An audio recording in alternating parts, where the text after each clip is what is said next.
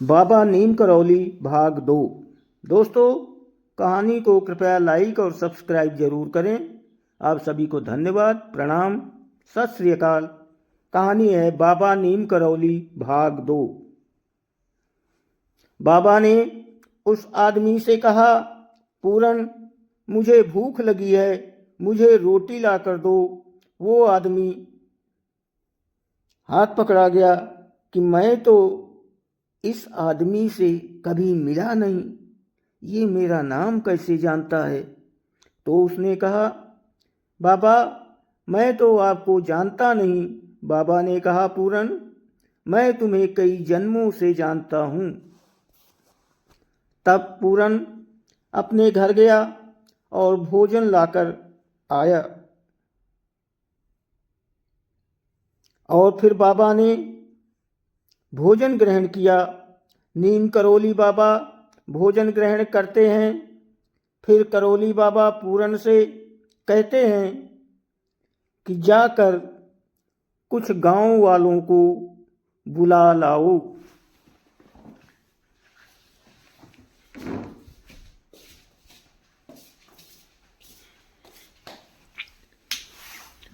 नीम करौली बाबा और कुछ गांव वाले नदी पार करके दूसरी तरफ जंगल में चले जाते हैं। फिर करौली बाबा एक जगह रुकते हैं और कहते हैं कि पत्थर खोद कर हटाओ। इसके पीछे एक गुफा है। पूरन और गांव वालों को लगता है कि उन्होंने तो पूरी जिंदगी यहीं बिता दी, उन्हें तो यहाँ कोई गुफा ही नहीं मिली। गांव वालों को आश्चर्य हुआ कि बाबा को इस जगह के बारे में कैसे पता चला। नीम करौली बाबा के कहने पर पत्थर खोद कर निकाल दिया जाता है। नीम करौली बाबा ने यह भी बताया कि गुफा में एक हवन कुंड भी है। सभी अंदर जाते हैं और जैसा बाबा कहते हैं वैसा ही करते हैं। सब कुछ वैसा ही मिलता है। नीम करौली बाबा कहते हैं कि ये कोई चमत्कार नहीं है। ये स्थान हनुमान जी का है। चलो इस स्थान को नदी के पानी से शुद्ध करते हैं। फिर हनुमान जी को वहाँ स्थापित किया गया। फिर बाबा कहते हैं कि ये स्थान सोमवारी बाबा की तपोस्थली है।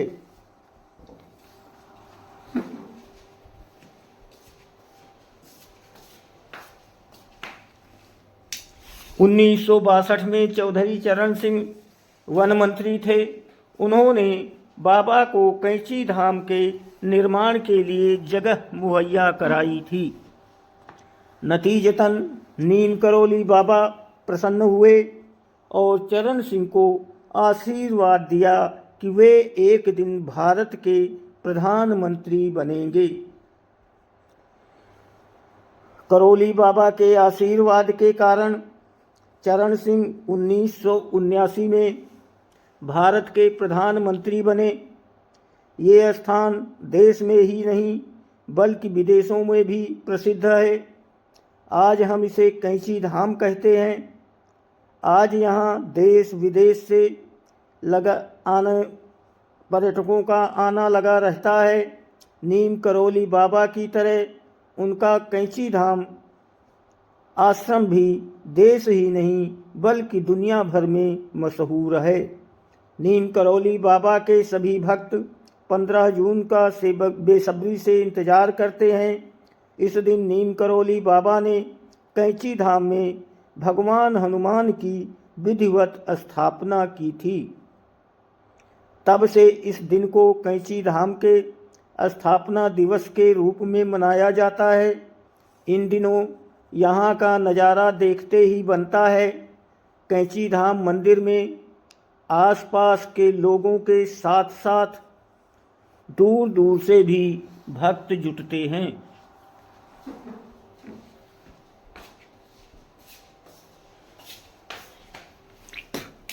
नीम करौली बाबा का आश्रम कहाँ है?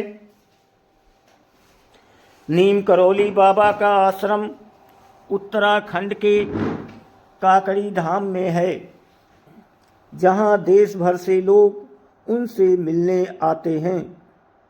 पहाड़ी क्षेत्र में बने इस मंदिर में 5 देवी देवताओं के मंदिर हैं, जिनमें से एक हनुमान जी का मंदिर भी है।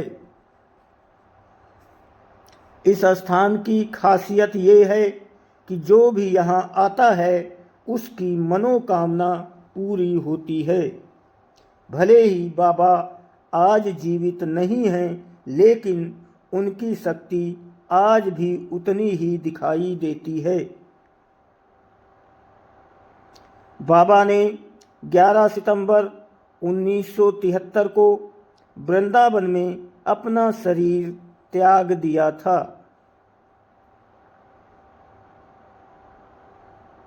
नीम करौली बाबा को क्या चढ़ाया जाता है?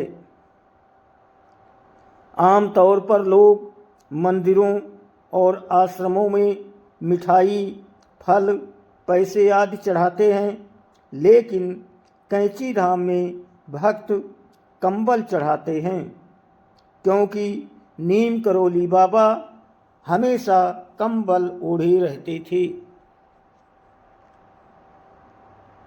यात्रा का सर्वोत्तम समय: अगर आप कैंची धाम की यात्रा की योजना बना रहे हैं तो साल का कोई खास समय ऐसा नहीं है जब आप यहाँ नहीं जा सकते। हालांकि इस मंदिर में जाने का सबसे अच्छा समय गर्मियों का है, जब मौसम सुहाना होता है। बर्फ़ से ढकी चोटियों के साथ सर्दियाँ भी खूब होती हैं और खूबसूरत होती हैं, लेकिन तापमान 0 डिग्री से नीचे हो सकता है। जाम सड़कों और भारी बारिश के कारण मानसून थोड़ा मुश्किल हो सकता है, इसलिए अपनी पसंद के अनुसार अपनी यात्रा की योजना बनाएं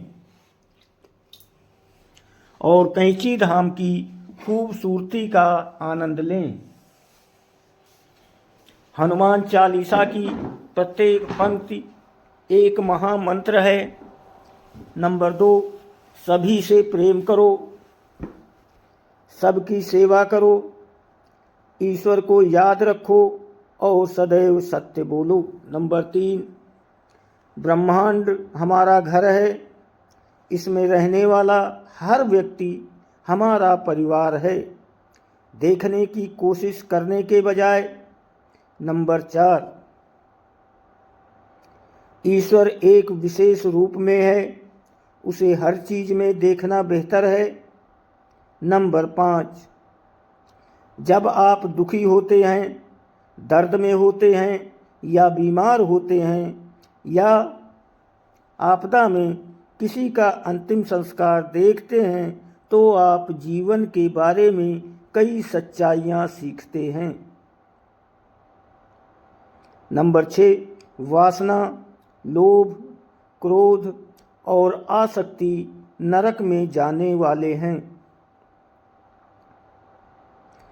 7, अपने मन को सभी सांसारिक चीज़ों से मुक्त कर लें।